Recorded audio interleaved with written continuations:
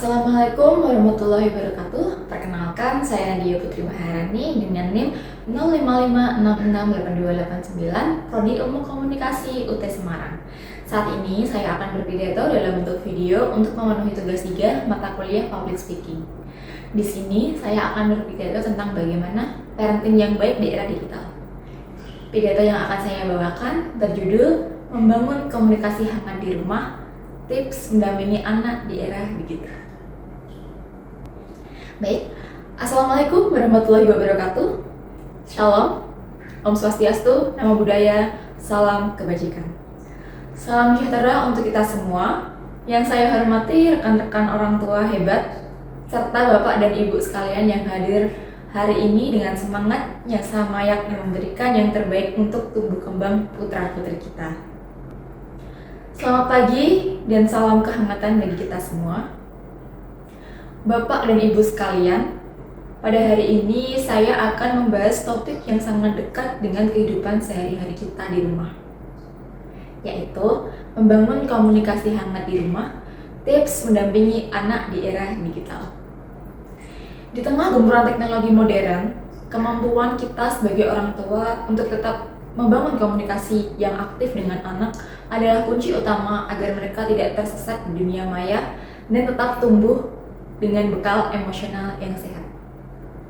Bapak dan Ibu sekalian, mari bayangkan situasi yang barangkali sering terjadi di rumah kita.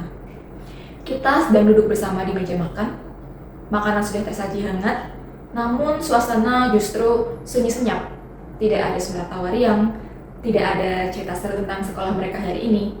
Yang terdengar hanyalah genting sendok yang bersaut-sautan dengan suara notifikasi dari ponsel masing-masing. Meskipun secara fisik kita memang duduk berdampingan dan berdekatan, namun hati, pikiran, dan perhatian kita seolah berada di dunia yang berbeda karena terpisah oleh dinding digital. Perubahan realitas inilah yang menjadi alarm bagi kita bahwa kehadiran digital perlahan mulai menggeser kehadiran emosional di dalam keluarga. Bapak dan Ibu sekalian, kita tidak bisa memungkiri bahwa era digital adalah realitas perkembangan zaman yang tidak terelakkan. Teknologi membawa banyak kemudahan, namun di sisi lain, ia membawa tantangan pengasuhan yang luar biasa besar. Tantangan terbesar saat ini bukanlah bagaimana menjauhkan anak dari teknologi, melainkan bagaimana mencegah agar teknologi tidak mencuri kedekatan, kehangatan, dan interaksi nyata antara orang tua dan anak. Ketika gadget mulai mengambil alih peran orang tua sebagai teman bercerita, disitulah fondasi karakter anak mulai terancam. Rekan-rekan orang tua sekalian, kita tidak perlu memusuhi teknologi, namun kita wajib mengelolanya dengan hati. Saya akan membagikan 3 langkah praktis dan sederhana yang bisa kita terapkan mulai hari ini di rumah. Yaitu yang pertama, terapkan active learning atau mendengarkan dengan aktif. Mari kita biasakan diri untuk mendengarkan setiap cerita anak dengan penuh perhatian tanpa menghakimi, dan biarkan mereka merasa aman untuk menumpahkan semua apapun isi hati mereka, sehingga kepercayaan itu tumbuh kuat sebelum memberlakukan aturan. Kemudian yang kedua, batasi gadget dengan kesepakatan. Buatlah zona nyaman gadget atau zona bebas gadget di rumah. Misal aturan ketat tidak boleh memegang ponsel saat makan bersama. Kemudian jadikan ini sebagai kesepakatan bersama yang disetujui bersama, bukan sekadar perintah yang searah, agar hubungan emosional tetap terjaga.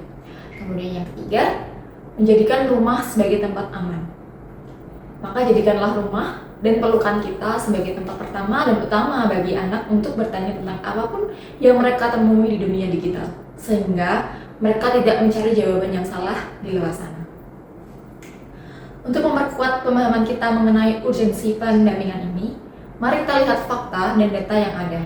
Di sini saya sudah merangkum kurang lebih ada 3 data yang memperkuat pemahaman kita sebagai orang tua dalam berperan penting mendampingi anak di era digital.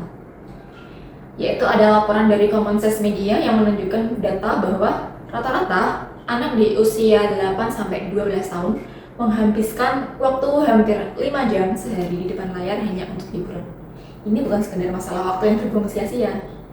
Lebih mengkhawatirkannya lagi, Ikatan Dokter Anak Indonesia telah memperingatkan secara tegas bahwa kurangnya interaksi verbal antara orang tua dan anak akan mengakibatkan distraksi gadget ini dapat secara nyata menghambat perkembangan kognitif dan kemampuan bahasa anak. Selain itu, riset yang dimuat dalam Psychology Today juga menyarankan pentingnya mendengarkan tanpa menghakimi agar anak merasa tervalidasi.